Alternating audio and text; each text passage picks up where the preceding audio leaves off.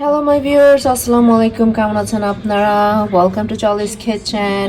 আজকে ডিনারে একটা কেল সালাদ রেডি করলাম। তো কেল সালাদের ভিতরে আমার চিকেন আছে, সানফ্লাওয়ার সিড আছে, ক্র্যানবেরি আছে, olive oil, salt, paper, carrot, kale, and I put some red onion and few chopped almonds. So you have all the ingredients, and then you grill some chicken, and then at the end you just mix your protein and then your salad.